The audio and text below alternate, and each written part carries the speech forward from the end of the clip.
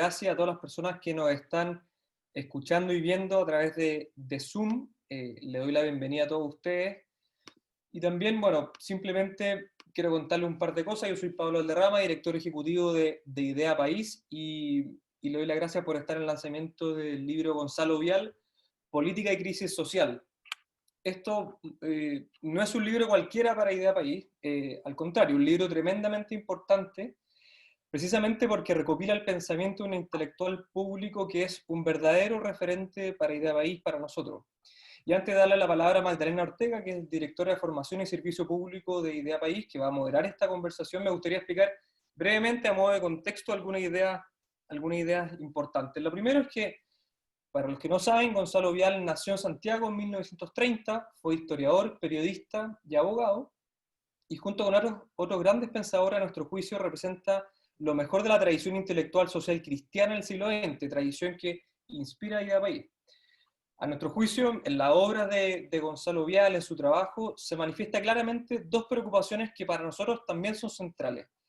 Por una parte, la situación de los más marginados de nuestro país, todas esas personas que aún viven en pobreza, todas aquellas personas que son víctimas de la vulnerabilidad.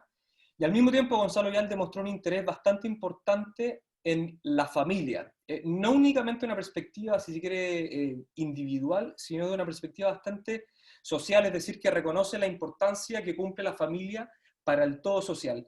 Esos dos ejes, la preocupación por los más vulnerables y al mismo tiempo por la familia, a nuestro juicio son parte esencial del pensamiento social cristiano y confirman que Gonzalo Vial es para nosotros un referente. Con esa idea en la cabeza, lo que hemos querido hacer es revivir una serie de columnas que Gonzalo Vial escribió durante la transición en el diario La Segunda.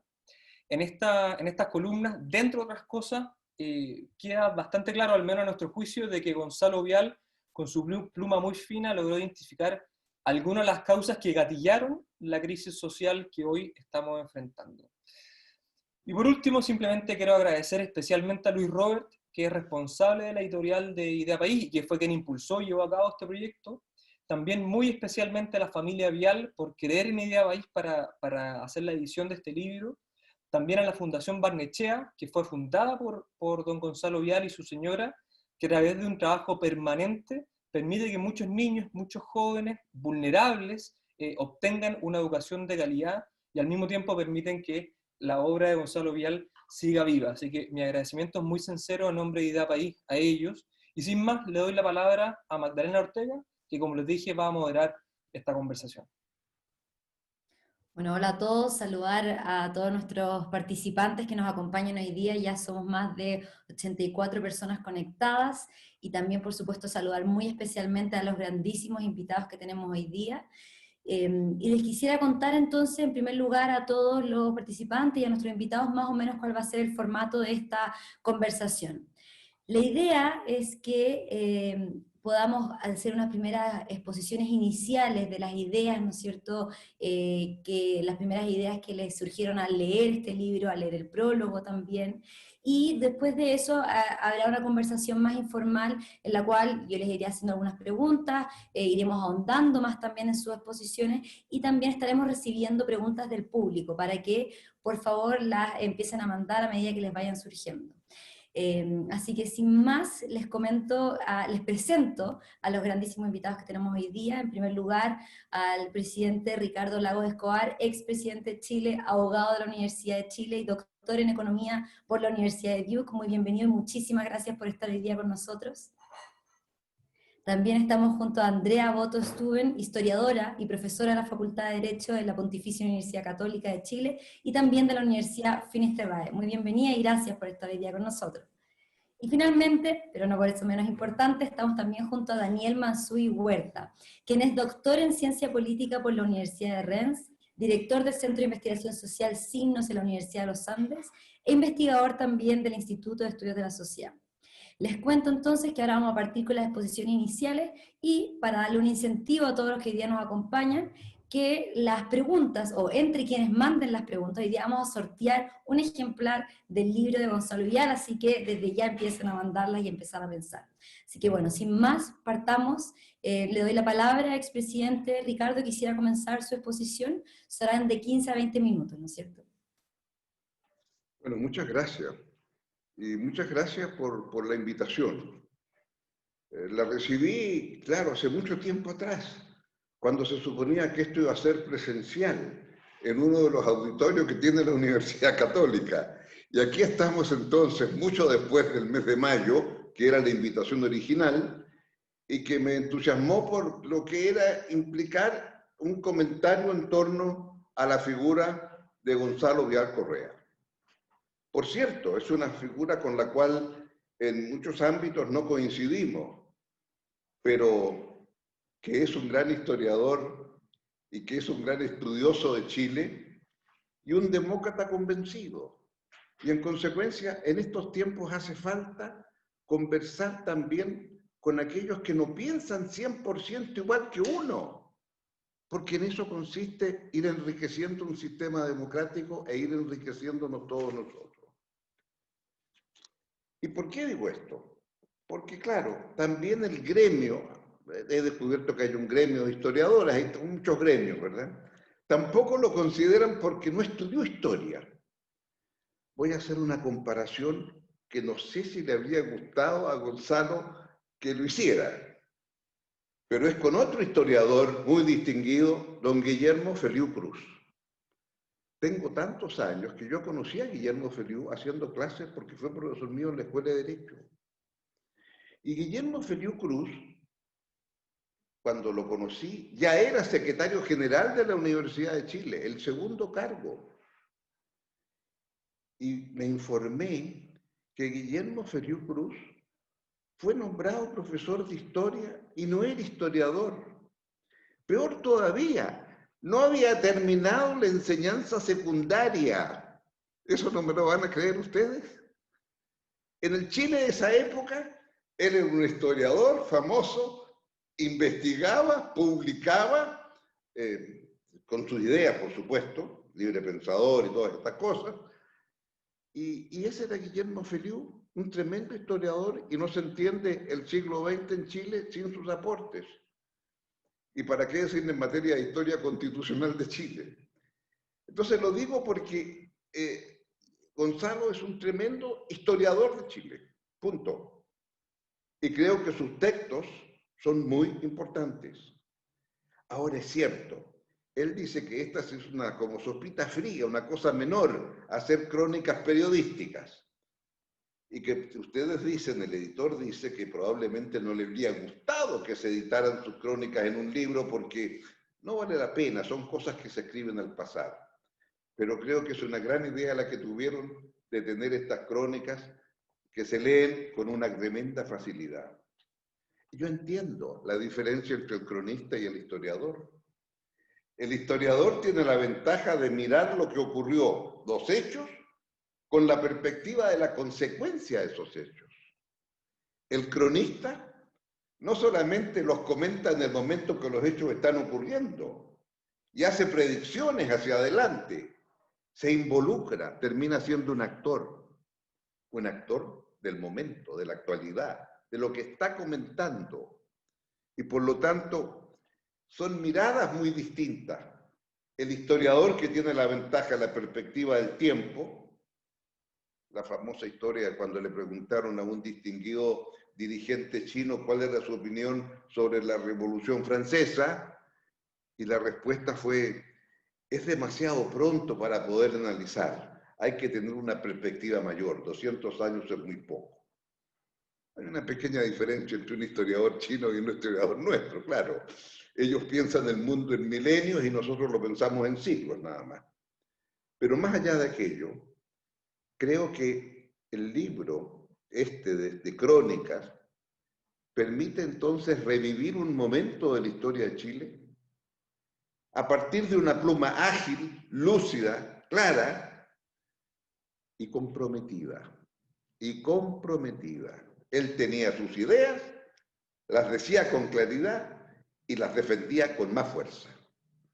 Y eso yo creo que es lo que aparece con tanta fuerza en el libro. Y aquí cuando se hizo esta introducción, se dijo con mucha razón, claro, que tanto había aquí un sistema muy importante del punto de vista de la forma como él aborda sus crónicas. Y yo quisiera decir entonces que lo que más llama la atención es su tremenda devoción por la fe católica. Porque ese es el hilo conductor de la mayor parte del texto de lo que hay acá. La forma en que se refiere, cómo forma, en todos los niveles. Cuando tiene que hablar de la necesidad de justicia social. Justicia social es la obligación principal de un cristiano. Y como dice él después, y lo demás no cuenta. Yo una vez dije lo demás es música, me fue muy mal porque se enojaron los músicos, por supuesto, tenían toda la razón. Pero él lo que plantea, ¿verdad?, es que el deber de los católicos es jugarse por la justicia. Lo demás es parche. Y lo dice con reiterada fuerza, reiteradas veces. Y eso yo diría que es un hilo conductor. Ese hilo conductor, efectivamente, si ustedes piensan la forma en que se organizó este libro, para que lo entienda bien el lector, se organizó en 4 capítulos. Familia y sociedad. Educación y pobreza. Derechos humanos y políticos. Memoria histórica. Si ustedes ven la forma en que están compuestos estos 4 capítulos, tienen una idea de qué es lo que hay detrás del historiador o del analista de la época del momento que está haciendo este cronista. Porque claro, la familia es el punto neurálgico de una sociedad. No hay sociedad sin la concepción de una familia. Y la familia es la familia, como él dice, bien constituida. Constituida conforme a la religión católica, que es un matrimonio para toda la vida. Y por lo tanto, la ley de divorcio por ningún motivo, fuente de muchos males. Y es en torno a la familia legítimamente constituida como usted puede llegar a ordenar una sociedad. Por lo tanto, si esa es la base, y nadie podría discutir que en último término la base del ser humano en común es la familia, es la unión de hombre y mujer y la descendencia que tienen. Y eso yo creo que es así en todos los lugares del mundo. Ahora, lo que ocurre es que en la forma como él entiende la familia y cómo ha mutado la familia, la mutación de la familia la considera de una gravedad extraordinaria, fuente de todos los males. Y por lo tanto la familia tiene que ser la familia clásica. Le parece malo que hoy día no se distinga entre hijos legítimos, los concebidos dentro del matrimonio, e ilegítimos, los que están fuera del matrimonio. Esa distinción que durante mucho tiempo se consideró que era una conquista social importante, él la considera una fuente de muchos males. Y lo dice con mucha claridad y lo defiende a lo largo de todo el texto, en sus distintas crónicas. Y por lo tanto, la familia es el elemento fundante de la sociedad. Y a partir de eso, entonces, se entra a discutir la sociedad. ¿Cómo está compuesta? ¿Cómo está conformada? ¿Cuál es el contrato social entre la familia, la sociedad y luego la sociedad con quienes son sus dirigentes? Y ahí entonces entramos en otro tema tremendamente complejo. ¿Existe un contrato social entre la sociedad por una parte y las instituciones por otras, que vienen de esa sociedad? Pero ese contrato tiene que ser revisado cada cierto tiempo. Y la situación en que nos encontramos hoy es una revisión del contrato social que quiere hacer la sociedad chilena con las distintas instituciones en las cuales no confía mucho, por no decir casi nada, ya sea el Poder Ejecutivo, Poder Legislativo, Poder Judicial, órganos asesores, sector privado, organizaciones de la sociedad civil. Y todos esos temas están en cuestión. Y en consecuencia queremos hacer un nuevo contrato social, producto del estallido. Pero eso ya es otra historia. Porque el fallecimiento le impidió a Gonzalo. ¿Qué habría dicho Gonzalo ahora? Bueno, lo dije muchas veces en el libro. Vean mi columna tal de la segunda, claro. El otro tema que me parece muy importante es cuando usted hace el capítulo 2, en que se titula Educación y Pobreza. Y eso define el concepto de una cosa consecuencia de la otra. Hay pobreza porque la educación es mala, punto. Puedo encontrar muchas más explicaciones, pero la esencia es esa. Porque la educación, la esencia es igualdad de oportunidades para todos. Y si usted tiene una mala educación porque no puede pagar una buena, entonces está perpetuando la pobreza. Y la distinción entre la educación pública y la educación privada, etcétera, etcétera, está ahí dicho con todas sus letras. Y lo repite y lo reitera. Y hace la comparación también del lugar donde la familia vive. Porque dos familias pobres, dice, y una viviendo en Barnechea o en Las Condes, y la otra familia viviendo en alguna de las comunas de la periferia de Santiago, caramba que son distintas, no obstante que son igualmente pobres. Y ahí entonces se introduce el tema del contexto donde se da la pobreza. Y lo que esta pandemia ha hecho, para pasar un aviso, es desnudar esa pobreza que muchas veces no se veía y el hacinamiento que hay. Y es ahí entonces donde dice, y en ese hacinamiento entonces, ¿qué educación reciben esos niños? Si no tienen un espacio donde poder desenvolverse. Ahí hay un tema directo, educación, pobreza y el rol del Estado en aquello. No hace la referencia que yo podría haber hecho. Antes el Ministerio de Educación se llamaba Ministerio de Educación Pública. Después de los años que hubo dictadura, se borró. Yo antes entraba al Ministerio de Educación y decía Ministerio de Educación Pública. Después, cuando fui ministro, entré, habían sacado la palabra pública, se llamaba Ministerio de Educación nomás. Eso es un indicador de las cosas, cómo cambian. Pero indudablemente que allí hay un tema muy importante y que la vinculación ese es un tema permanente. El tercer capítulo es un elemento, yo creo, también muy significativo de derechos humanos y políticos, en donde hace esta vinculación él, que es un gran defensor de los derechos humanos, es la razón por la cual él integró y explica latamente la Comisión Rettig, que tuvo por objeto entender qué pasó con esos 3.000 y tantos personas que fueron detenidas, están desaparecidas y no se sabe de ellas. De una se sabe, de la mayoría no. Y el drama que eso hay recurre en repetidas ocasiones en torno a este tema.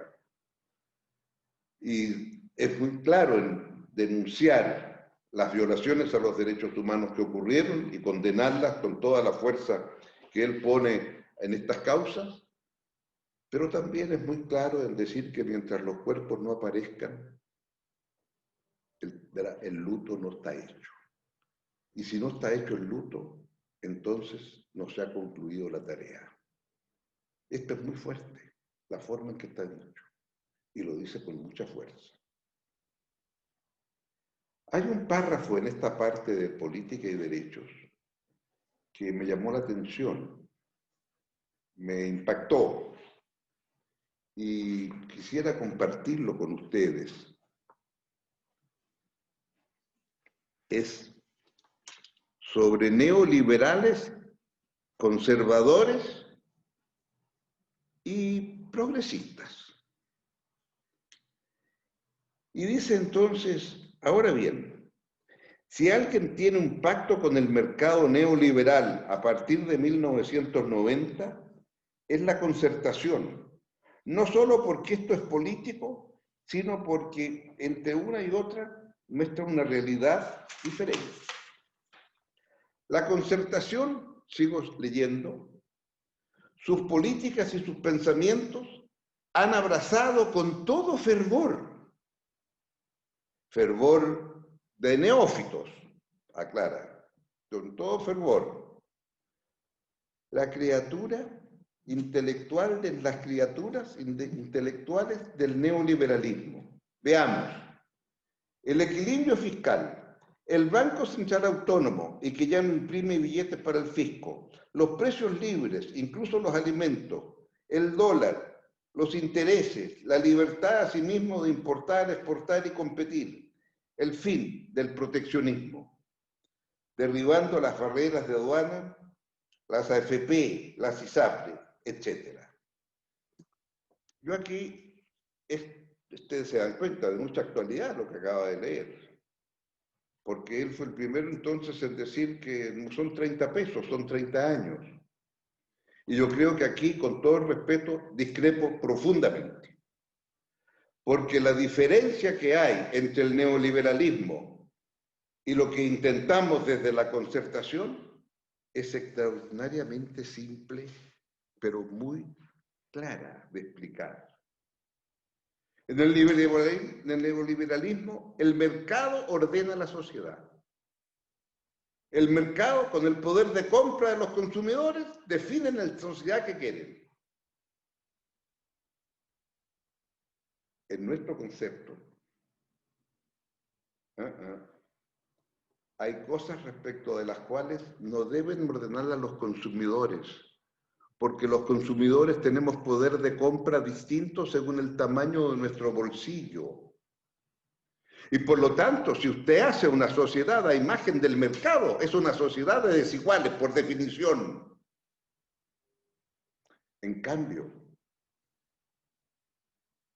una sociedad y el tipo de sociedad que va a haber, la definen los ciudadanos. Y ciudadanos somos todos, pero todos iguales.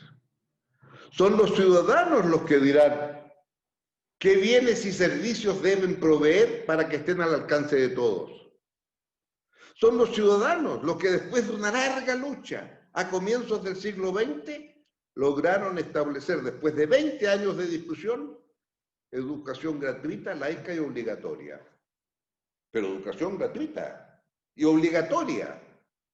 ¿Para qué quieren educación si son gañanas del fondo y tienen que cambiar los mojones de la acequia? Están las actas del Congreso, dicho eso. Entonces, ¿qué se dijo en el año 20 en Chile? ¿Que era una educación obligatoria? ¿Y cuánto se dijo? 4 años. En Chile, en esa época, los ciudadanos se conformaban con 4 años.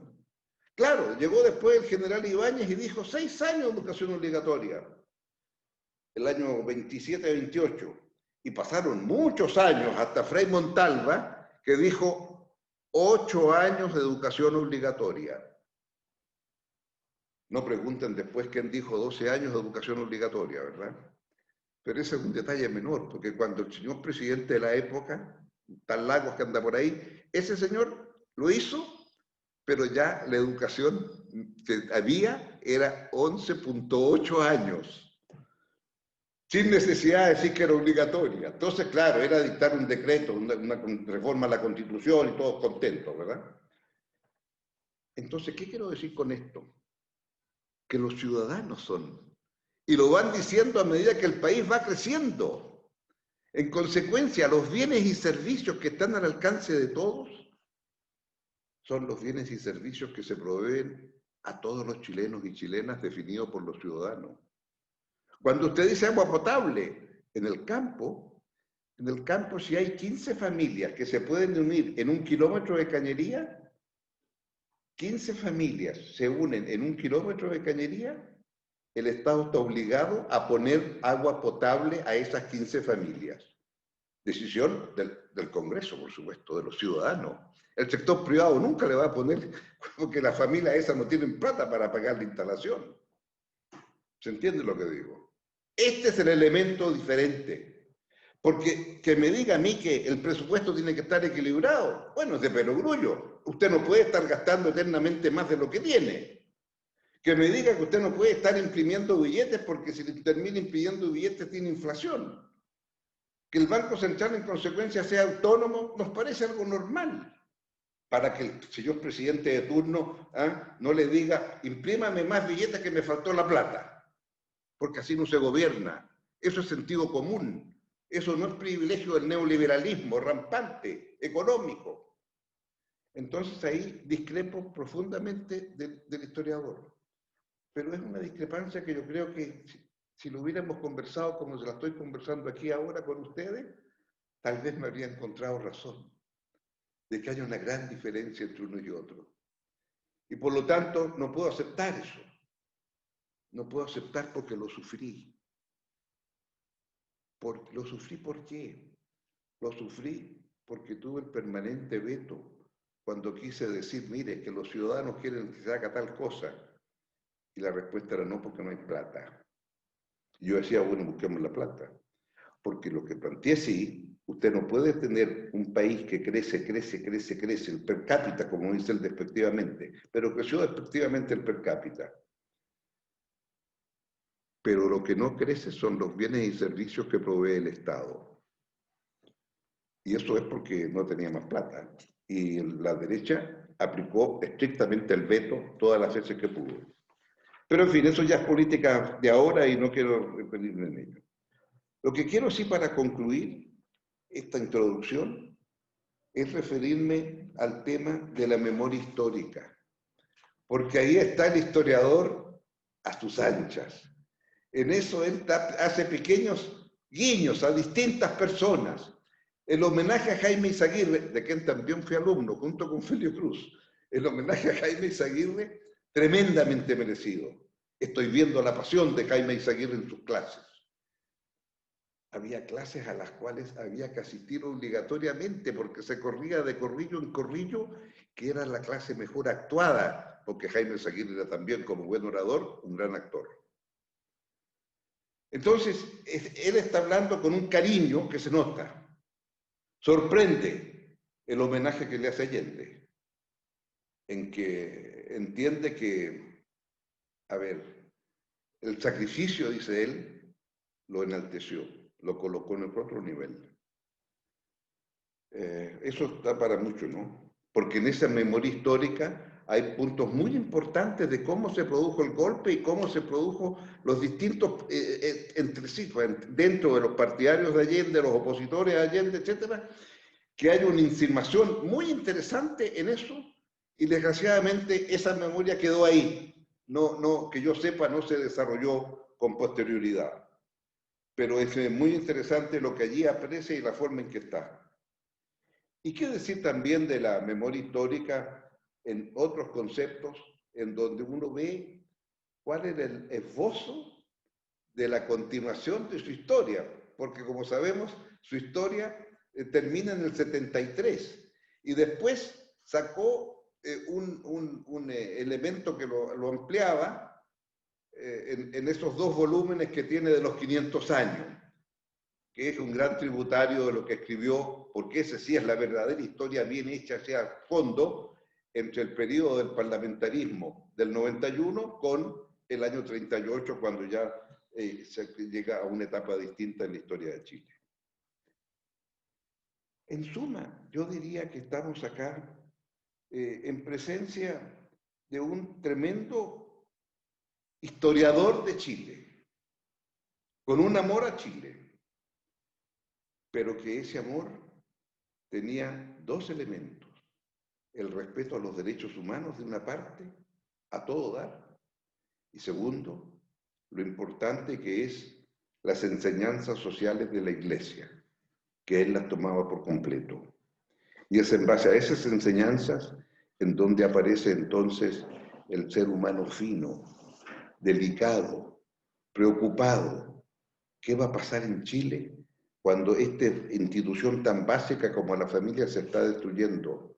No puedo entender estas uniones de un mismo sexo, no puedo entender la píldora del día después, no puedo entender todas esas cosas, las entiendo perfectamente, porque nacen de lo más profundo de su fe. Y la fe, yo creo, los que no la tenemos, la creo que es un don. Y él tenía ese don a raudales. Y ese don es el que le permitió escribir en la forma que lo hacía, desde arriba, con altura. Y en consecuencia uno puede a lo mejor discrepar, pero el respeto que merece Gonzalo Vial, historiador, no estoy en condiciones de apreciar a Gonzalo Vial en cuanto a abogado, que me dicen que litigaba y litigaba muy bien. No estoy en condiciones de apreciar otras condiciones de él. Pero lo que uno lee, dice, gracias por haberme invitado a presentar un libro, porque me permitió conocer mejor a un tremendo historiador de Chile y que amaba mucho a Chile. Muchas gracias. Muchas gracias por sus muy interesantes y emocionantes palabras, expresidente. Seguiremos ahora con Andrea. Les recuerdo de 15 a 20 minutos y después finalizaremos con Daniel esta ronda de primeras impresiones e ideas iniciales. Andrea. Muchas gracias, Magdalena. Muy buenas tardes a todos y a todas. Quiero comenzar por agradecer la invitación de Pablo Valderrama, Luis Robert y de Idea País a presentar el libro Gonzalo Vial, Política y Crisis Social, junto a tan distinguida compañía. No es fácil hablar después de don Ricardo Lago, ni antes de Daniel Mansuy. En realidad no es fácil hablar ni antes ni después de ninguno de ustedes, pero aquí vamos. Como los presentadores no compartimos nuestras reflexiones previamente, hay cosas que probablemente se repetirán, y me parece muy bien, pues así quedan más claros aún los énfasis. Gonzalo Vial Correa fue un hombre de múltiples facetas: abogado, historiador, profesor, columnista, servidor público, benefactor. Hizo uso constante de la prensa, lo que le valió ser un periodista colegiado, reconocido como un periodista colegiado, pues la entendía como la gran vía de expresión de la opinión pública y del intercambio cultural. La prensa, usando las palabras de Pío XII, citadas en la revista Portada que él mismo dirigió, debía servir para informar al público, divulgar sus opiniones, pero también debía formar conciencia moral y social, ayudando a la transformación de la sociedad en la justicia, la paz y la libertad. Gonzalo Vial creía que la prensa cumplía su cometido en la medida que cumplía con el bien común de la sociedad, de la patria. Al alero de este mandato, Vial vertió numerosas ideas sobre su presente en las más variadas columnas, sin esconder su intención de que lo que él decía tuviera un impacto concreto en el espacio público. Si en sus reflexiones históricas podía discutir ideas en forma muy profunda, en la prensa reflexionaba sobre la realidad misma, muchas veces como un punzante bisturí que abría heridas para que los chilenos nos hiciéramos cargo de ellas y eventualmente las sanáramos. Quienes tuvieron el privilegio de conocer a don Gonzalo quizás encuentren pocas sorpresas en mi reflexión. Lo sabemos, un hombre probo, de un rigor incansable, poseedor de una cultura superior, exponente de una lógica prístina, austero, de poco humor, pero nunca grave, una persona íntegra. Creo que nadie duda que estas eran algunas de sus cualidades personales. Al preparar esta presentación estuve pensando más bien en los más jóvenes, por favor, que nadie se ofenda, en mis alumnos, para muchos de los cuales Gonzalo Vial puede ser un autor más en una lista de prestigiosos historiadores chilenos, que quería explicarles por qué hoy se publica no un libro de historia, sino uno con sus columnas de opinión, pero de hace más de 20 años. ¿Para qué? ¿Por qué? Como se sabe, el libro que presentamos consiste en una selección de columnas escritas entre 1994 y 2009 que tratan de temas muy variados y que han sido agrupados en 4 grandes capítulos, cuyos títulos ya presentó don Ricardo. No pretendo ni puedo abarcar las temáticas de dichas columnas, porque lo destacado del libro es justamente que las columnas hablan por sí mismas y que cada una de ellas pueden y deben ser interpretadas por cada uno de los lectores según sus propias expectativas y desde su propio presente. Quiero en cambio compartir con ustedes 3 ideas en torno a don Gonzalo Vial, en base a lo que he leído de él, sobre él, y de conversaciones que pude tener con él en los inicios de mi investigación doctoral, cuyo tema, por lo demás, fue sugerido por él. La primera idea, un poco evidente, pero que es imposible dejar de lado, es sobre la sorprendente vigencia de su discurso. La segunda se refiere a lo que considero fueron las preocupaciones centrales de su quehacer público, ya lo ha dicho Pablo al comienzo de esta presentación, la educación y la pobreza, las que empalman directamente con su profunda vocación social cristiana. Y en tercer punto, busco reflexionar muy brevemente sobre su conservadurismo-derechismo y cómo ello pudo haber subjetivado su perspectiva historiográfica. La primera idea parte de la siguiente pregunta: ¿qué es vigente del discurso de Gonzalo Vialoy?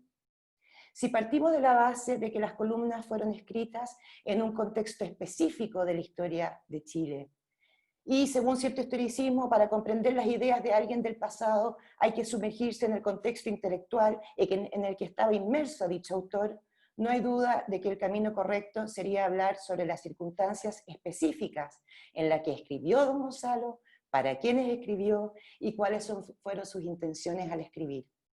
Esto es absolutamente válido, que le voy a contar yo a don Ricardo.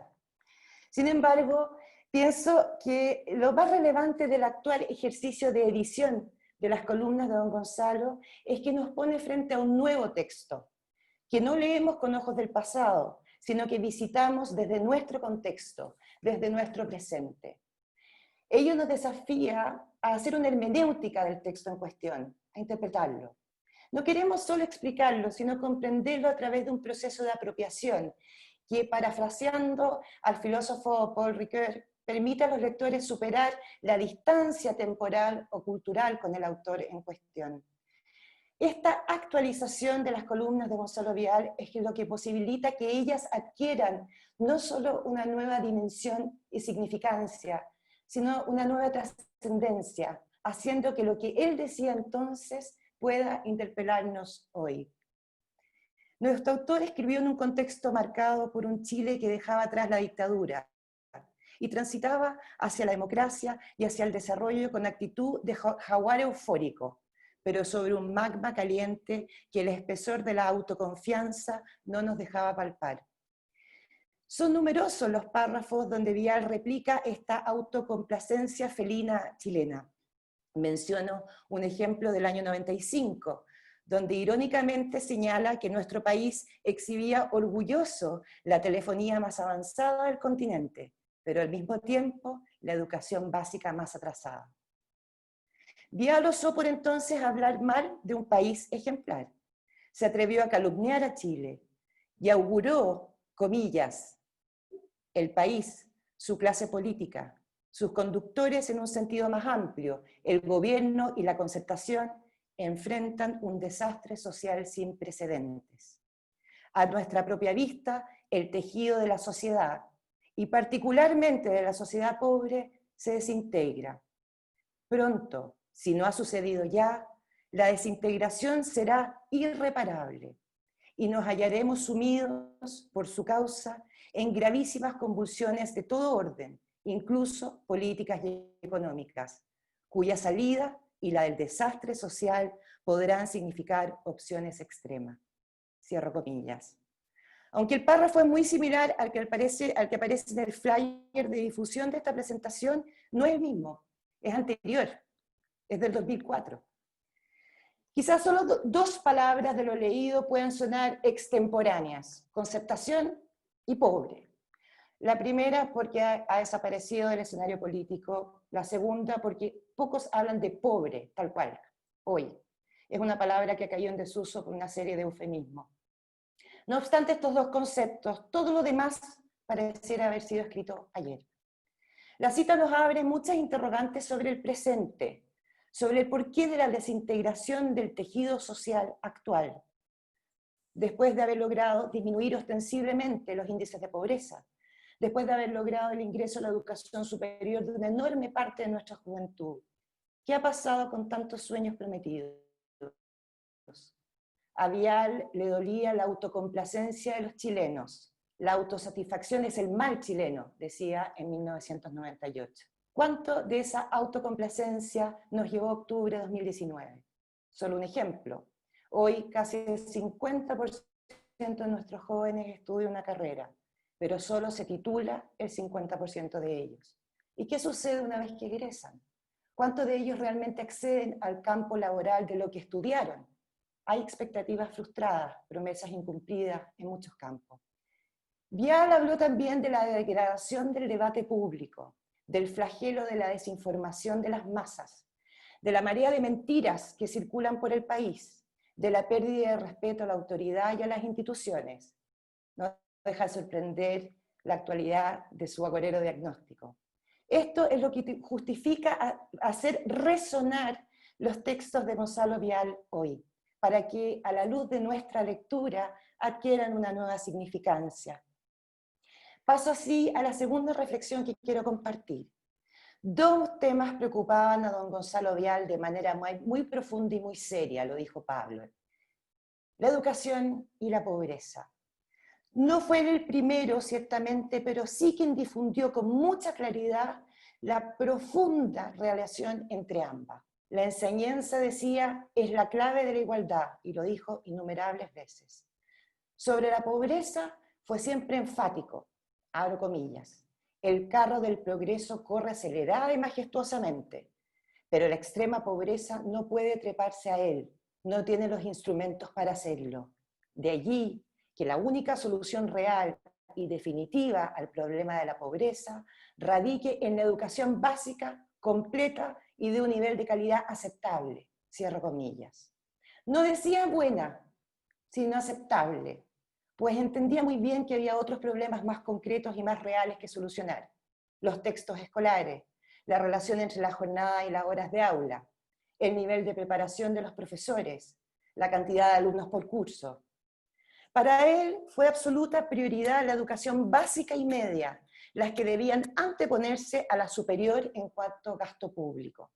Fustigaba contra lo que él consideraba eran las causas de la mala calidad: la falta de subvención estatal y de flexibilidad laboral y pedagógicas para implementar estrategias educativas.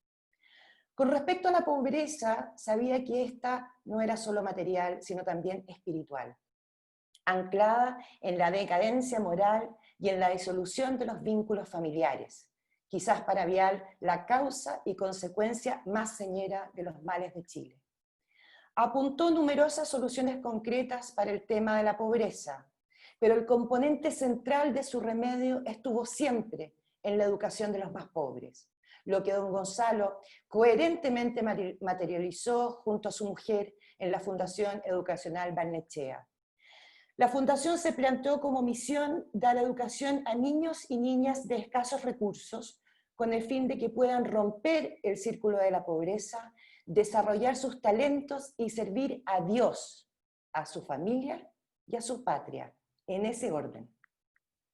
Sin duda, el rasgo esencial de Gonzalo Vial fue su catolicidad, ya remarcada por don Ricardo.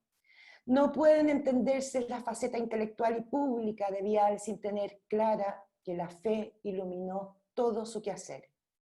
Y coincido plenamente con Daniel Mansuy cuando señala en el prólogo del libro que, contrariamente a lo que suele pensarse, su fe no representaba una pérdida de perspectiva, sino más bien una ganancia.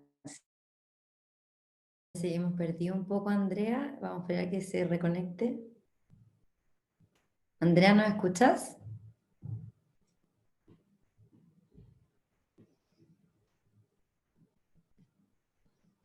Se le debe haber caído el internet.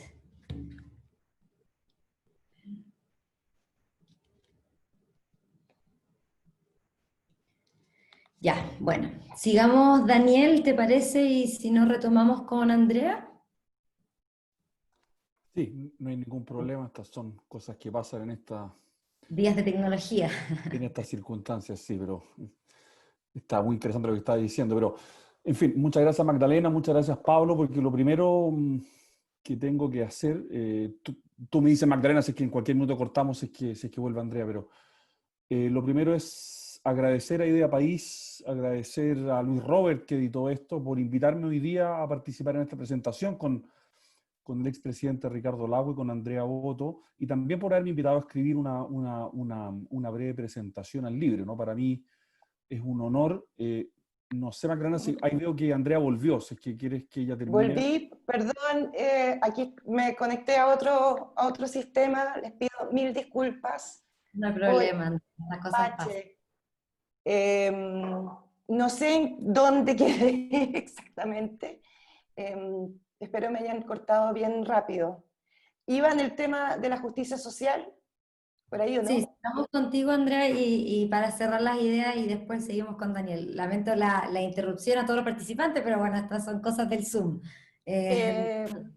Bien, solo enfatizar en que, a ver, que la justicia social era todo para don Gonzalo y que todo lo demás es un parche, una cita que ya dijo don Ricardo. Y por justicia social entendía algo muy preciso, don Gonzalo, dar a los pobres lo que la sociedad estricta y rigurosamente les debe, una vida digna con sus familias hasta la muerte. Entre sus críticas a la élite por su indiferencia ante los problemas sociales, era especialmente rudo con los patrones que no cumplían con sus deberes cristianos. Pagar el salario justo, que no significa el salario de mercado, sino el salario familiar, tan insistido por las encíclicas sociales. Reconocer el derecho de asociación, respetar la jornada laboral y el descanso dominical, por mencionar algunos. Según don Gonzalo, el mecanismo contemporáneo de justicia social era imperativamente la igualdad de oportunidades y la educación como claves de aquella igualdad. Esto me lleva al último punto, el más breve de los tres. Se ha calificado a Gonzalo Vial de conservador, un intelectual vinculado a la derecha, como que ser conservador y ser de derecha fueran lo mismo. Este punto ha sido muchas veces refutado por la historia y el mismo Vial tiene varias páginas al respecto. Sostenía que ser tachado de conservador tenía una carga peyorativa por antonomasia. Era, según decía, un concepto misterioso que servía para descalificar sin necesidad de refutar. No le gustaban los encasillamientos, los grupos cerrados, los prejuicios políticos y de clases. Ahora bien, sin duda que era conservador, por ejemplo, en su desconfianza por el progreso, aunque no estaba cerrado al cambio, sobre todo cuando consideraba que la sociedad debía hacer cambios para lograr equiparar oportunidades. Era también conservador en su profunda convicción de que la familia, en su sentido tradicional y cristiano, era el fundamento del cuerpo social, y por eso mismo no creía en la disolución del matrimonio ni en ninguna otra forma de familia. Fue también un historiador conservador, en el sentido intelectual del término, pues ajeno a las modas historiográficas de la segunda mitad del siglo XX, cultivó la mirada de larga duración y la historia política, toda ella iluminada por su incansable rigor y su cultura superior. El ser conservador, el mirar la realidad desde una perspectiva determinada, desde ciertas convicciones y valores, no le quitó objetividad a su quehacer historiográfico. Por lo demás, ¿qué es la objetividad en la historia? ¿Qué historiador no se aproxima al pasado desde su propio presente? Más que discutir sobre la objetividad, le debemos pedir al historiador honestidad intelectual. Y Gonzalo Vial, sin duda, la ejerció. Agrego un comentario final a modo de conclusión. ¿Qué diría hoy Gonzalo Vial sobre nuestro actual proceso social y político? No lo sabemos. Pero sí podemos volver sobre uno de los textos. Abro comillas. Lo que se requiere es un consenso básico de la sociedad, un consenso sobre ciertos valores que la mayoría, aunque pueda no coincidir enteramente con ellos, esté de acuerdo en no alterar, por el momento, atendida la gran importancia que le asigna la minoría. Y tampoco en este consenso la minoría debe olvidar su carácter de tal. En otros términos, no debe olvidar que es minoría y que su obligación es ser acomodaticia, salvo en lo fundamental. Este consenso y su modo de operar parecen teóricos, vagos, difíciles de cumplir, pero sobre ellos descansan las sociedades estables, no sobre la letra de leyes y constituciones a las cuales los chilenos les conferimos tanto crédito. Cierro comillas. Las palabras son de don Gonzalo, no mías. Reflejan muy bien sus ideas sobre la importancia del consenso, concepto central, por lo demás, en su quehacer historiográfico. Está en cada lector hacer el ejercicio hermenéutico para decidir cómo esas palabras pueden interpelarnos para bien o para mal hoy. Muchas gracias y pido disculpas nuevamente por la interrupción. No, en lo absoluto. Andrea, muchas gracias por esas muy interesantes reflexiones. Pasamos a las ideas de Daniel y después haremos un espacio breve para responder algunas preguntas. Así que sigo insistiendo al público que mande sus preguntas. Y Daniel, gracias. Sí, muchas gracias, Magdalena. Como alcancé a anunciar muy brevemente, quería en primer lugar agradecer a Idea País, primero por haberme invitado a presentar este libro y haberme invitado también a escribir una breve presentación, pero sobre todo por haber publicado esta compilación de columnas que me parece muy ilustrativa y muy esclarecedora, muy iluminadora respecto de muchos desafíos que enfrenta Chile hoy día, ¿no? Gonzalo Vial fue sin duda uno de aquellos intelectuales profundamente comprometidos con el país, y yo lo diría así, ¿no? Y una cosa que transpira en estas columnas es que a Gonzalo Vial le dolía Chile, ¿no? Le sentía Chile, dolía Chile, estaba en sus entrañas Chile, ¿no? Y esa quizás era una de sus fundamentales virtudes como intelectual público, como historiador, ¿no? Uno puede discrepar de él, el expresidente Lago lo hizo en algunos tópicos, ¿no? Pero es difícil poner en duda ese primer dato tan relevante para evaluar todo su trabajo y toda su trayectoria, ¿no? Y en la presentación digo que leer esta compilación, la primera vez que la leí, cuando me la enviaron hace algunos meses, ¿no? Produce una sensación extraña que yo la llamo de cierta incomodidad, ¿no? ¿Por qué es incómodo leer lo que Gonzalo Vidal escribía hace 15 o 20 años atrás, ¿no? Y es incómodo por lo siguiente, si es que me permiten formularlo así, ¿no? Es incómodo porque nos revela que muchas de nuestras heridas eran perfectamente visibles hace 10, 15 o 20 años, ¿no? O sea, una mente lúcida podía verlas. Y eso, por supuesto, que es preocupante, porque si nosotros no las vimos, es porque no quisimos o no pudimos verlas. Y entonces sería interesante saber cuáles fueron nuestros obstáculos a esa visión, ¿no? Estamos hoy día involucrados en una crisis enorme, importante en la historia de Chile, ¿no? Que tiene sin duda múltiples variables y múltiples factores, y es completamente iluso y absurdo intentar reducirlo a uno, ¿no? Pero creo que uno de esos factores relevantes es precisamente la incapacidad de ciertas élites, de lo que él llama la clase dirigente, ¿no? Para procesar lo que ocurre en el país, ¿no? Las dificultades que tenemos todos los que pertenecemos de algún otro modo a las élites para entender, para captar, para percibir y procesar lo que pasa en el país.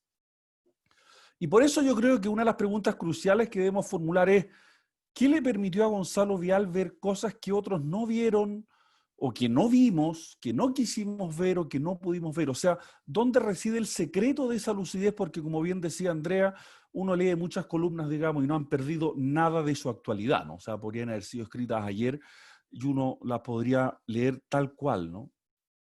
Y creo que aquí entran varias variables que yo creo que es importante tener en mente, ¿no?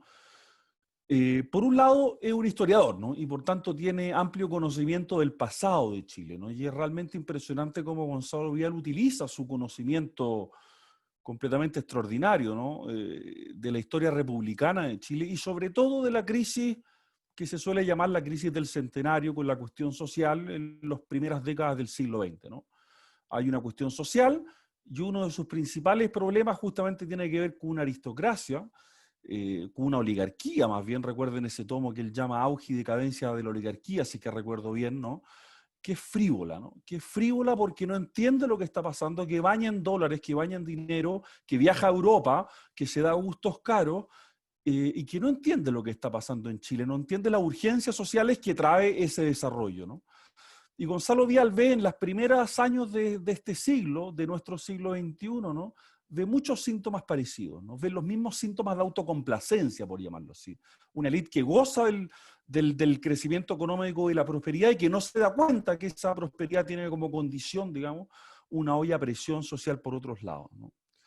Otro dato importante en Gonzalo Vial es su libertad de espíritu, ¿no? Ya fue dicho, pero me interesa destacarlo de nuevo, ¿no? Esto es un dato muy importante, ¿no? Gonzalo Vial no se deja llevar por modas, no es esclavo de su tribu, ¿no? Esto es importante porque cumple con la vocación del intelectual, ¿no? Él, por supuesto, tiene una tribu, viene de un mundo, ¿no? Pero no es esclavo de esa tribu y se tiene que decir cosas dolorosas respecto a los derechos humanos, en críticas al modelo económico, en la figura de Salvador Allende, por ejemplo. Gonzalo Vial tiene la plena libertad de espíritu para decir lo que piensa, ¿no? Y para todos aquellos que hacemos el esfuerzo de pensar Chile, siguiendo un poco su huella, aunque por supuesto que la comparación es un poco brutal porque el poncho nos queda grande, ¿no? Yo creo que esta es una gran lección, ¿no? La libertad de espíritu, la libertad intelectual que tiene Gonzalo Vial para decir lo que él piensa, así le duela a su propia tribu, ¿no? Y otro elemento, por supuesto, como ha sido dicho, ¿no? Y creo que si en algo estamos de acuerdo aquí en este panel es justamente ¿no? Que es lo más importante y lo que le da continuidad y lo que me parece que explica en último término todo su trabajo y todas sus visiones, por supuesto, su fe cristiana y su compromiso con la doctrina social de la Iglesia, ¿no? El interés de Gonzalo Vial por los más pobres, por los más vulnerables, no es teórico, no es abstracto, es concreto y yo creo que no es separable en último término de su fe, ¿no? Y eso es importante porque Gonzalo Vial forma parte de esa estirpe de intelectuales católicos que intentó comprender y explicar al país a partir de esas categorías, ¿no? Y todo esto le permite percibir la profundidad de la crisis cuando muy poca gente la percibía, ¿no? No es el único, por supuesto, pero uno de los más lúcidos y es probablemente el único que pertenece en términos amplios a la derecha, ¿no? Y entiende sus ejes principales, ¿no? Disolución de la familia, modernización social, disolución de las estructuras sociales de contención, masas abandonadas, literalmente, abandonadas a un capitalismo anónimo que disuelve esas estructuras, ¿no? Y por supuesto, no es una preocupación moral o moralista en el sentido estrecho, ¿no? Sino real.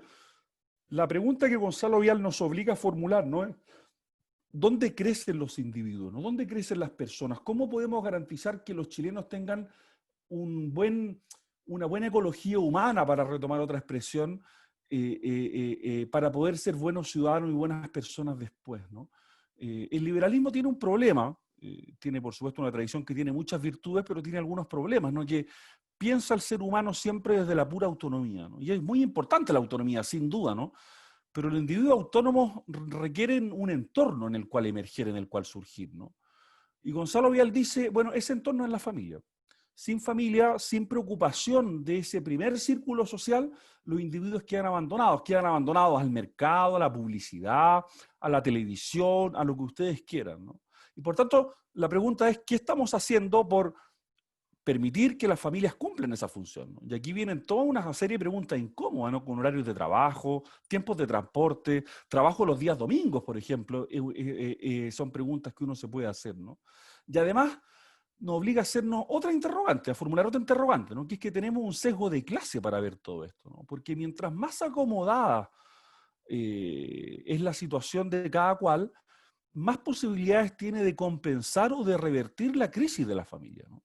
Pero los más vulnerables tienen muy poco reemplazo fuera de la droga y la televisión, por decirlo bien brutalmente respecto a la familia, ¿no? Y tenemos ese sesgo de clase, ¿no? Y la pregunta es si es que acaso lo seguimos teniendo. ¿Cuánto nos sigue afectando ese lente de clase, ¿no? O sea, ¿cuán marcadas están nuestras prioridades por los sectores más acomodados, ¿no? Y simplemente menciono esto, ¿no? Lo que ha pasado en los últimos días en Chile es que la violencia está llegando a centros de salud de sectores vulnerables de Santiago, ¿no? Si es que eso no es una primera preocupación, digamos, para los que todos por nuestros privilegios tenemos la salud más o menos asegurada, digamos, bueno, estamos en un problema, si es que no vemos que esa es un ataque muy grave a los más vulnerables y a los más pobres, ¿no?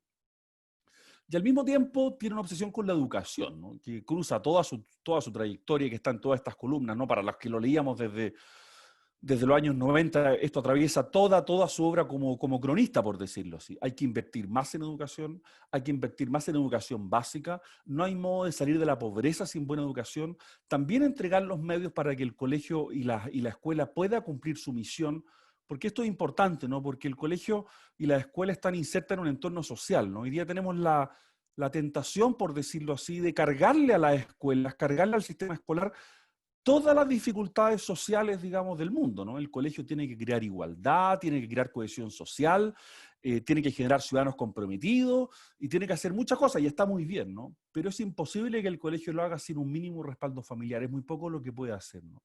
Y también tiene una crítica brutal a las pedagogías modernas, ¿no? Obsesionadas muchas veces con cierta jerga, pero que no se dan cuenta de que lo primero que hay que hacer con los niños es enseñarles a leer y a escribir, una cuestión en la que todavía estamos al debe, ¿no? Y vuelvo para cerrar, para que después tengamos tiempo para las preguntas que anunció Magdalena, ¿no? con el paralelo con la década del 20, ¿no? Que a mí me parece muy revelador y muy interesante para comprender lo que estamos viviendo hoy día en Chile, ¿no? Tenemos crisis política, igual que en los años 20, tenemos ebullición social, como en los años 20. En los años 20 también una nueva constitución, que se consolidó después, en la década de los 30, pero que se dicta el 25. Hubo intervención militar, que no hemos tenido hasta acá, ¿no? Pero en medio de todas esas crisis, Gonzalo Vial destaca algo, ¿no? Que es la inversión en educación. Una inversión a manos llenas en educación que esta oligarquía frívola hizo desde fines del siglo XIX, ¿no? Y que da origen a lo que en sus otros trabajos Gonzalo Vial llama la mesocracia, ¿no? Por ejemplo, Sol Serrano publicó hace poco un libro precioso sobre esto, un librito que se llama El Liceo, ¿no? Tenemos aquí, tengo el privilegio de compartir este panel con el expresidente Ricardo Lagos, que es probablemente uno de los hijos más insignes de esa educación pública, que esa educación pública le dio a la República, ¿no? Y la pregunta es si es que nosotros en las últimas décadas hemos hecho algo parecido como ese esfuerzo, ¿no? Hace pocos años se optó por gratuidad universitaria, por poner la prioridad ahí, ¿no? Y había buenos motivos, pero Gonzalo Vial, como bien se recordaba, siempre insistió que si había que invertir dinero en educación, tenía que ser en educación escolar, ¿no? Y esto, por supuesto, nos vuelve a la pregunta interior, ¿no? A la pregunta anterior. ¿Qué horizontes vitales estamos ofreciendo hoy a los jóvenes, ¿no? Para quienes lean el libro, yo les recomiendo mucho la columna que escribe Gonzalo Vial después del caso de Hans Pozo, ¿no? Una columna terrible, una columna que duele la guata leer, una columna dolorosa, dolorosísima para todos los que somos chilenos. Y la pregunta es si es que esas cosas pueden seguir ocurriendo hoy, a lo mejor siguen ocurriendo y no sabemos. ¿Qué hemos hecho para que dejen de ocurrir? Más allá de las discusiones políticas e incluso de las discusiones constitucionales, que por supuesto son relevantes, por favor, yo no pretendo negar su pertinencia, ¿no? Pero hay una pregunta que es quizás más urgente, ¿no? ¿Qué estamos haciendo para que el caso de Hans Pozo o no hayan otros Hans Pozo en Chile hoy? Y si es que la clase política tiene al menos el diagnóstico compartido de que eso es lo más grave y ese es el desafío más urgente que tenemos como país, ¿no?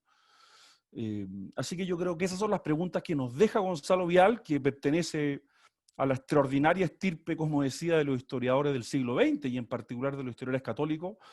Creo que este volumen nos sirve mucho para tratar de iluminar y comprender lo que ha pasado en Chile en las últimas décadas, así que nuevamente agradezco a Idea País por haberme invitado, pero sobre todo por haber tenido la decisión de publicar estas extraordinarias columnas que creo que son una contribución fundamental a nuestra discusión. Así que muchas gracias, Magdalena, por esta invitación y presentación. Muchas gracias a todos, muchas gracias Daniel por tus ideas. Y bueno, me gustaría colgarme de algo que estuvo presente de una u otra manera en las exposiciones de todos ustedes y que de hecho se repite mucho en las preguntas que nos han llegado, ¿no es cierto? Esto de la crisis en la sociedad, una crisis en nuestro tejido social, las heridas que tiene Chile, que a Gonzalo Vial le dolía, ¿no es cierto?, nuestro país en distintas maneras y que, como decía, ¿no es cierto?, el expresidente, esa realidad social que ha dejado al desnudo la crisis, por ejemplo, el coronavirus. Hoy día parecemos que estamos de crisis en crisis, de crisis tallo social en otras, pero en fin, la pregunta es, ¿qué les parece la visión de Gonzalo Vial sobre estas causas de la crisis social? Hace un interesante paralelo, ¿no es cierto?, con la crisis del centenario, como algunos de ustedes mencionaron, y esta lo pregunto también porque muchas de las personas lo preguntan de una u otra forma. En el fondo, ¿cómo Gonzalo Vial explica la actual decadencia de la élite política? O si es que, ¿cómo podemos usar esas reflexiones para hablar de la importancia en el consenso actual, de la polarización, etcétera? Señor expresidente, ¿le gustaría partir con algunas breves reflexiones sobre esto? Yo quisiera poner dos números en el contexto. En el año 90 había más o menos 200.000 jóvenes que estaban en las universidades. En el año 2000, eso más los institutos profesionales y las otras cosas estaban llegando a los 500.000. Y un poquito después ya se llegó al 1.000.000. No conozco ningún país que pasa de 200 a 1.000.000. Lo segundo que quiero decir es que ese salto significó que en un momento esos jóvenes que estaban en ese nivel, de cada 10, 7 eran primera generación en su familia que llegaban a educación superior. ¿Ah? Importante, ¿eh? Los números, la magnitud. No resisto no reproducir ante las preguntas que ustedes se hacen la frase de un senador muy importante cuando se produjo el estallido estudiantil grande, el del 2011, no los pingüinos, los después, 2011. Hubo cierta consternación en la Cámara Alta, los padres conscriptos, esto que está pasando es muy grave, mira tú, los estudiantes, hay que hacer algo, porque mira tú que tenemos que, en fin, muy preocupados. Y un distinguido senador muy influyente dijo, no te preocupes, hombre, si esto aguanta más una vuelta de tuerca. Aguanta más una vuelta de tuerca. Dejemos todo igual porque esto aguanta una vuelta de tuerca. Ahí había una comprensión perfecta de lo que estaba pasando. Pero se podía seguir igual, una vuelta más de tuerca lo aguantábamos, pues. Es que eso es, lo viví, me tocó, lo dije. Pero eso implicaba ciertos sacrificios financieros. Entonces, lo que estoy diciendo es, no es viable. Un librito que publiqué medio gordo ahora, pero puse, gobernar se gobierna para la democracia. ¿Por qué? Porque si la democracia está cumpliendo bien su tarea y usted está entregando estos avances, como el que le acabo de decir, ese avance no es gratis. Ese avance le obliga a avanzar más rápido porque va a tener demandas ahora de esos padres que ven que sus hijos por primera vez llegan donde ellos nunca llegaron. Y lo van a demandar y con razón. Ellos se sienten que ellos se pusieron de pie. A usted, señor Lagos, no le debo nada. Es mi gente la que lo hizo. Y mire dónde llegaron. Y usted me va a decir entonces que tienen que pagar y si no pagan no estudian. Entonces voy a decir ahora una cosa, no sé si debo decirla, pero cuando la derecha pidió crédito con aval del Estado, porque la educación privada, en fin, era lucrativa, yo dije no, porque la seriedad de los títulos y grados corresponden al Estado. Mientras no haya una evaluación de la seriedad de los títulos y grados que se otorgan, no hay crédito. Puedo considerarlo si hay una entidad que lo justifica, porque la derecha se negaba. El mercado resuelve, pero ¿cómo va a resolver el mercado? ¿Qué categoría, qué educación es buena? Y el muchacho que se quedó y se equivocó porque el mercado no le chuntó.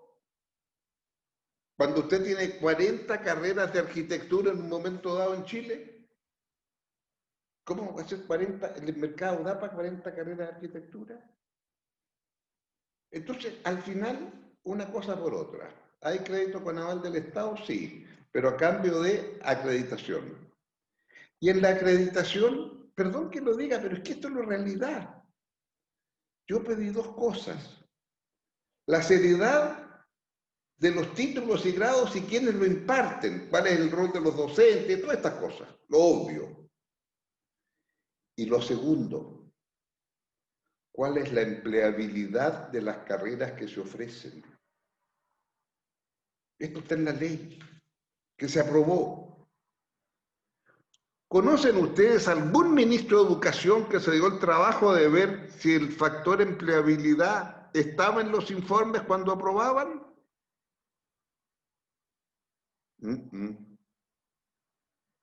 ¿Y por qué nunca lo pidieron? Perdón que yo lo diga así, pero es que eso es lo que me tocó vivir. Entonces, ¿por qué digo esto? Porque usted hizo todo eso, usted empoderó a una ciudadanía que consideró que había dejado atrás la pobreza. Pero con esta pandemia los mandó de vuelta a la pobreza, que era el terror que tenían. Y ahora entonces, ¿cómo se hace? O sea, para mí era clarísimo. El año 11, antes publiqué una cosa en un artículo en el Quinto Poder, en marzo, y dije, la explosión estudiantil va a venir sí o sí. En abril llegó. Bueno, no había que ser pitonizo para eso, pero me daba cuenta que porque habíamos sido capaces de hacer todo eso, había un sector social que cada vez iba a estar más descontento. Porque habían mejorado. He ido después un par de veces a sectores habitacionales que se entregaron en 20 años atrás. ¿Sabes lo que me reclaman? ¿Por qué estas casas no las hizo y no pensó que podíamos tener un auto? Y mi única respuesta ha sido, perdón, pero es que no se me ocurrió. Pero déjeme preguntar yo ahora, 20 años atrás, ¿usted pensó que iba a tener un auto? No, pues nunca pensé, señor. No pensé, bueno, yo tampoco pensé que iba a tener auto. Pero hoy día tiene auto. Entonces reclama por el TAC, está muy evidente. Si eso es lo que quiero decir con esto es que usted tiene que ir paso a paso. Porque hizo todo eso, necesita más recursos. ¿Y sabe lo único que permaneció estable en estos 20, 30 años? ¿Cuál es el nivel impositivo que el país tenía respecto al producto? 20%. ¿Y cuál es el nivel impositivo que el país hoy día tiene respecto al producto de Chile? 20%. ¿Conoce usted algún país que haya tenido la expansión que tuvo Chile y mantenga el porcentaje idéntico? A ver, ¿cuál es Alemania? No digo Francia, que es más del 40%. Lo que el Estado recauda para poder satisfacer a los señores franceses. Los alemanes que estaban en 40 se han cortado el cinturón y ahora están en 35, 36. Los países que están al nivel que tiene ahora Chile estaban todos sobre el 30 y nosotros seguimos en 20. Entonces, ahí, todo el discurso yo lo entiendo, pero ese discurso significa tener que poner recursos. Y los recursos implican, porque son bienes, todas las demandas que se hacen, que ustedes han planteado aquí ahora con tanta fuerza y que yo comparto, son todas demandas de bienes y servicios públicos que tiene que proveer el Estado. Eso es lo que le están reclamando, pues. No le están reclamando que, no, yo quiero ahora ir a eso. Pero usted tiene, porque eso está en la Constitución, no quiero tocar el tema porque ¿qué quiere que le diga? La Constitución dice que esto se puede y esto no se puede. ¿Sabe por qué no pude financiar la reforma en la salud? Porque quería hacer un solo fondo. La plata del FONASA con la plata de las ISAPRE, un solo fondo para las patologías que iban a estar garantidas por el Estado. Bueno, el Parlamento, la senadora que había en ese momento, me dijo, señor, esto es expropiatorio, voy al Tribunal Constitucional. ¿Con qué derecho usted va a juntar los dos fondos? Después el presidente Piñera nombró otra comisión y la comisión le dijo lo mismo, junte los fondos. No le hizo caso el presidente, pero eso es otra historia. Entonces, esa es la realidad que como yo la viví. Y la viví porque me tocó en todo ese periodo. Entonces, era obvio que acá había alguien empecinado en decir, no me toca la Constitución. ¿Qué es lo que le dice la Constitución? Que las FP son FP, pues, y no se tocan. Miren lo que pasó, claro, ahora, con el 10%. Entonces, yo entiendo este debate y entiendo la pasión de Gonzalo Vial. Y me habría encantado haber tenido esta conversación con él y decirle, oiga, écheme una ayudadita, convenza a sus amigos. Porque ¿qué quiere que le diga? Yo he fracasado. He tratado por las buenas de convencerlos.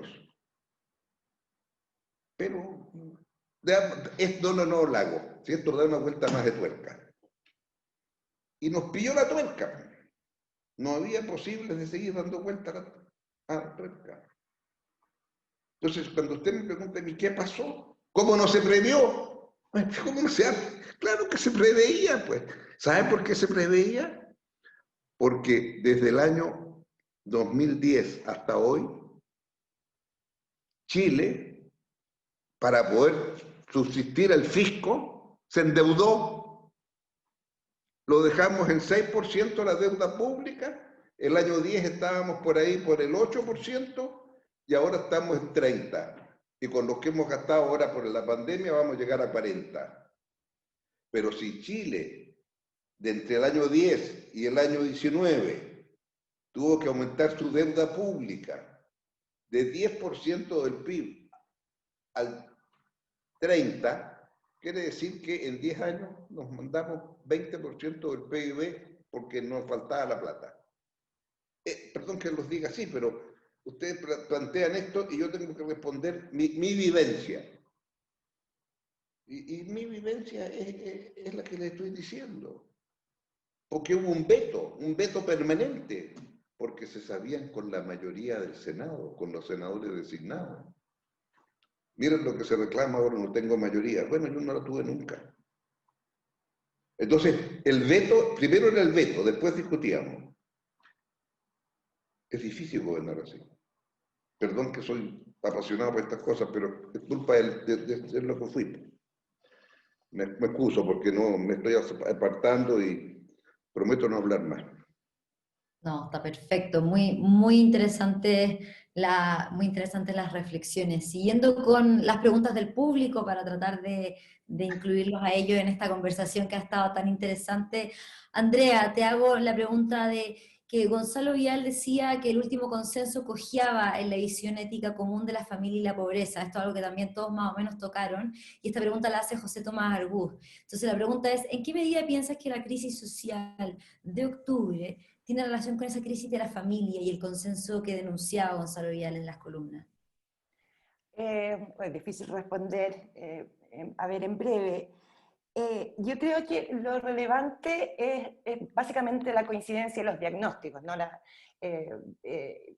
Básicamente es la ruptura del tejido social. En eso don Gonzalo no tuvo tapujo en decirlo, o sea, romper el tejido social, y eso es lo que efectivamente ocurrió ahora, ¿no?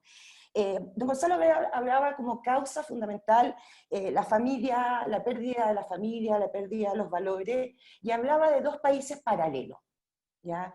Y a mí lo que me parece interesante es que a través de la educación, a través de esta revolución de la educación, hecha sin duda durante la concertación, aquí por supuesto yo no lo voy a discutir a don Ricardo, aumentaron enormemente las cifras de acceso a la educación superior, lo cual es claramente un signo de desarrollo y es fantástico, ¿ya? Y eso nos permitió tener educación básicamente a todos, pero lo que viene después es la gran pregunta. En el fondo, la crisis de expectativa, ya dejamos de ser dos países paralelos, al menos en el ámbito de la educación, dos países que corrían por carriles completamente aparte, ¿no? El país con acceso y el país sin acceso. Ahora tenemos acceso a la educación, el país se junta, pero las expectativas crecen el doble. Entonces, sin dejar de lado la importancia de la familia, eso por supuesto no lo pongo en duda, yo creo que ahora se nos agrega algo ya dicho por lo demás, que es la crisis de las expectativas post el acceso a la educación.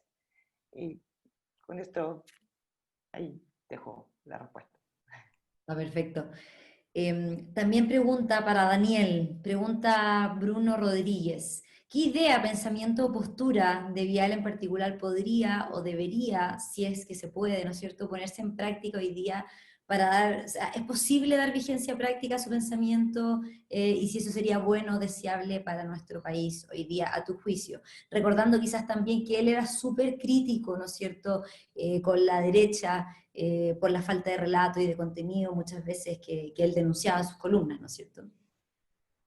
Sí, o sea, se me ocurren varias cosas, algunas ya han salido. O sea, uno, la prioridad puesta en la educación pública básica, ¿no? Eso es algo en lo que Gonzalo Vial, como contabas, creo que tú, Magdalena, al principio, justamente en su propia vida, en la Fundación Educacional Lo Barnechea, él mismo personalmente adquirió un compromiso vital con eso. O sea, tiene un par de columnas en esta compilación muy interesantes porque no están hechas desde el escritorio, ¿no? Sino, bueno, cómo se puede mejorar la educación en un colegio real de niños vulnerables, ¿no?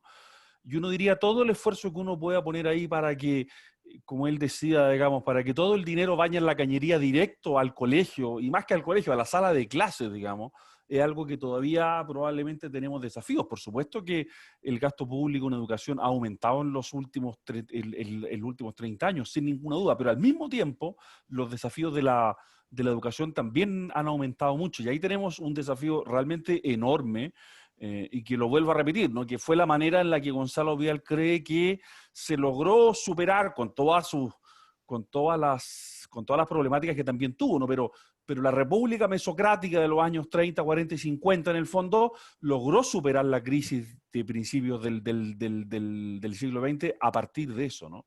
Y lo segundo tiene que ver con una prioridad puesta en los, ¿cómo diría uno?, en los ritmos y tiempos familiares, ¿no? O sea, yo creo que si es que uno se quiere tomar en serio las enseñanzas de Gonzalo Vidal, tendría que pensar en algo que para cierta derecha es incómodo, ¿no?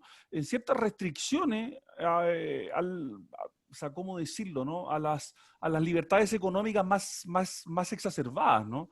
Yo lo explico así siempre, ¿no? Cuando uno va al mall un día domingo en la tarde, bueno, es muy cómodo ir a comprar, qué sé yo, zapatos, un lápiz, una corbata, lo que uno quiera, ¿no?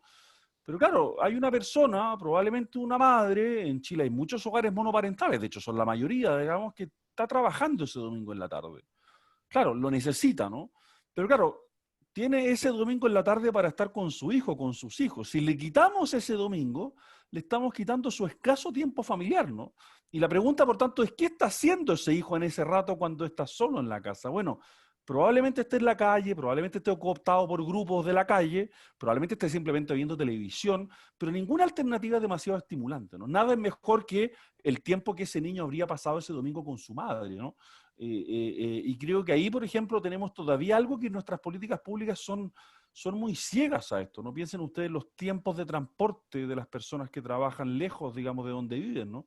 Y hay toda una óptica ahí en política pública que, así como se habla mucho y con buenas razones, muchas veces de perspectiva de género, uno también podría decir, bueno, uno podría poner a políticas públicas en perspectiva de familia, ¿no? ¿En qué medida esto está ayudando a que las familias puedan desplegar, puedan cumplir con sus responsabilidades? Yo creo que ahí al Estado sin duda le cabe una función, digamos, activa, y digo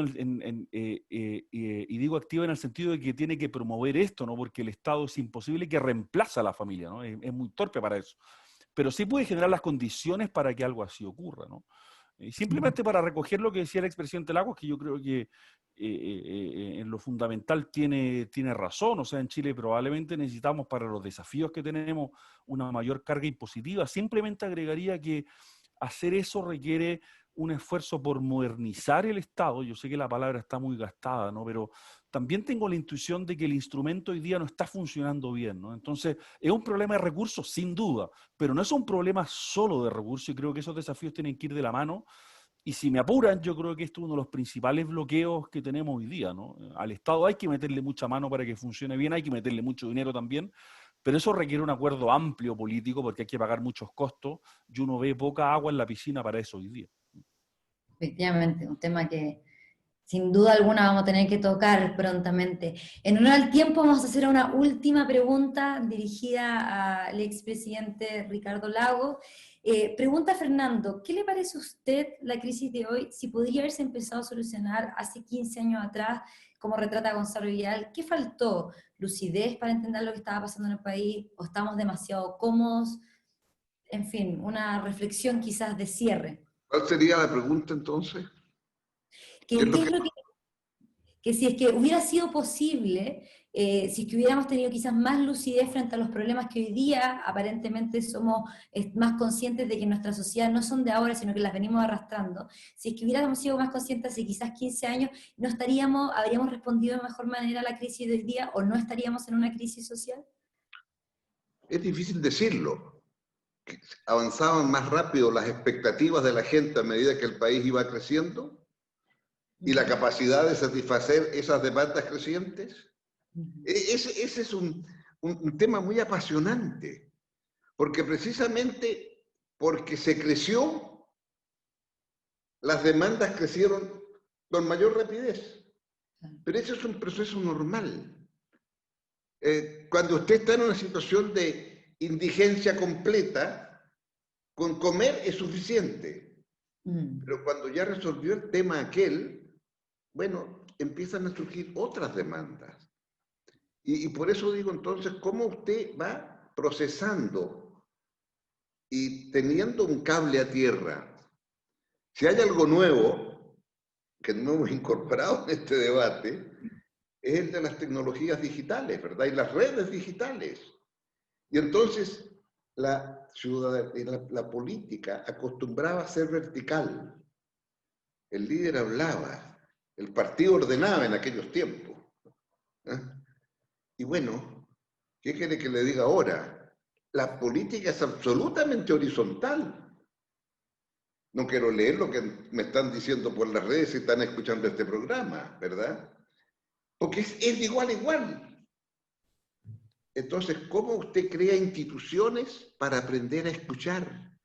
Van a surgir, no sabemos cuáles son, pero va a haber instituciones producto de las redes digitales, de manera que el príncipe, para hablar en términos de Maquiavelo, el príncipe esté debidamente informado de lo que pasa.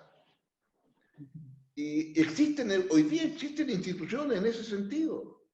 ¿Sabía usted que en el Parlamento uruguayo es posible que la ciudadanía derogue una ley cuando no le gusta? ¿Cómo dijo? Sí, aprueban una ley.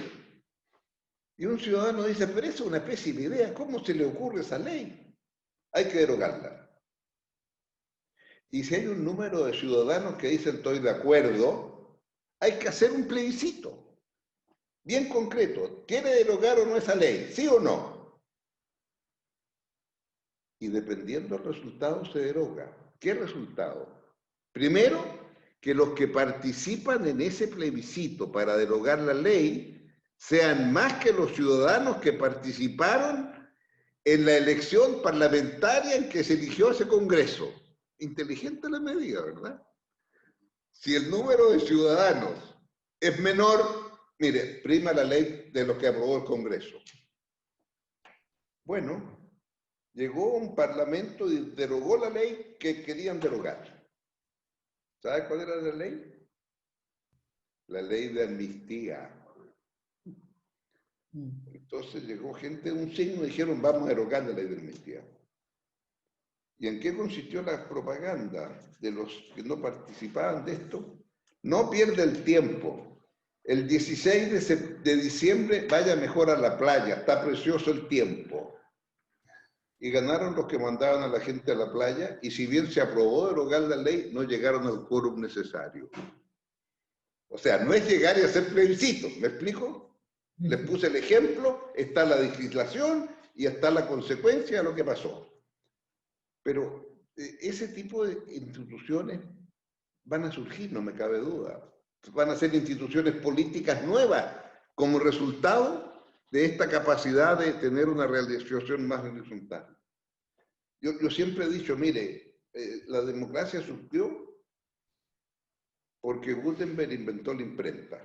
Sí, yo sé, la inventó porque quería producir Biblias y poder interpretar la Biblia todo el mundo una vez que la leía. Y se demoraban más las cosas en ese tiempo, pasaron 110 años, 130 en Francia, para que surgiera el primer diario. A alguien se le ocurrió, con la imprenta, hacer todos los días un diario. ¿Qué es lo que era un diario? Las noticias que tenía que resolver ¿quién? El rey. Y de Gazette es de 1630. Claro, leyendo el diario todos los días, primero tiene que saber leer, claro, segundo, ser varón, claro, etcétera, ¿ya? Y bueno, después, 100 años después, llegaron unos filósofos, también en Francia, la mayoría, y dijeron, bueno, pero si nosotros sabemos lo que hay que resolver, los problemas que hay que resolver, votemos. Hagamos una democracia. Y la democracia resulta una imprenta. Mire usted. Entonces, hoy día, con estas nuevas tecnologías, van a haber nuevas instituciones políticas, no me cabe duda. Y ahí entonces vamos a estar un poquito más al día, porque vamos a poder tener una interacción más rica. Y no esto que hoy día hay, que tengo yo que ir a decirle al Señor gritándole que quiero tal cosa. Bueno, ahora, última reflexión, claro, el derecho a petición existe, ha existido siempre. Y los ciudadanos tienen derecho a ejercerlo. Lo que no tienen derecho los ciudadanos es, junto con ejercer ese derecho, destruir las cosas que son propiedad de todos.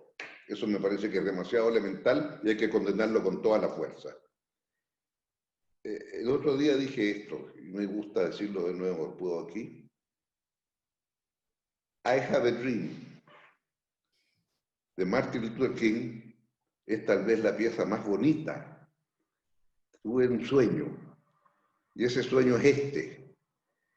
Y para ese sueño entonces están estos millones de ciudadanos americanos congregados en la calle. Pero que yo sepa, en Estados Unidos no se destruyó el metro, no se destruyó un policlínico, no se destruyó nada. Eso es lo que nos falta condenar con más fuerza.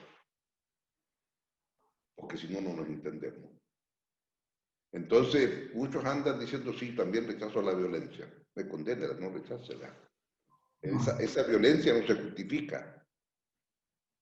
Y si hay violencia, entonces usted destruye la democracia. Pero bueno, me parece tan elemental esto que me cuesta entender el que... No conozco ningún país del mundo que haya destruido el metro. ¿Conocen ustedes? Tampoco. ¿En la qué protesta social en el mundo, cualquiera, que haya destruido un metro? No lo conozco. Y no creo que nuestros problemas, que son muchos, no me cabe duda, justifican esa destrucción. Dejémoslo hasta ahí. Bueno, muchísimas gracias por las palabras, por las interesantes reflexiones, emocionantes también reflexiones. Especialmente muchas gracias a nuestros expositores que nos acompañaron hoy día a esta presentación del libro, al expresidente Ricardo Lagos, a Daniel, a Andrea, y también a los más de 100 participantes que nos siguen acompañando y a todos los que nos mandaron sus preguntas y no pudimos nombrarlas, a Francisco, a Jesús, a Paula, a Rodrigo, a Mercesio. Para Idea País, promover estos espacios de reflexión y discusión crítica es un desafío constante al que nos buscamos abocar, así que le agradecemos a todos por habernos acompañado en esta oportunidad. Los dejamos muy invitados a leer este libro, uno que sin duda les va a entregar herramientas y más espacios de reflexión, y les contamos a propósito de lo mismo que este libro ya está disponible para que lo puedan comprar en distintas plataformas online, por Kindle, en Amazon, lo pueden revisar también en nuestra página web, y también físicamente en nuestras oficinas, nos pueden escribir y coordinamos. Y para terminar, les cuento que el ganador del libro, sorteado entre las preguntas, es Matías Kerr. Así que por favor que nos escriba por alguna de nuestras redes sociales y coordinamos la entrega. Así que con esto damos por terminada este gran evento, y nuevamente agradecer muy sinceramente a todos los que hoy día nos acompañaron. Muy bien. Muchas gracias. Muchas gracias también a ustedes, Magdalena. Muchas gracias a todos.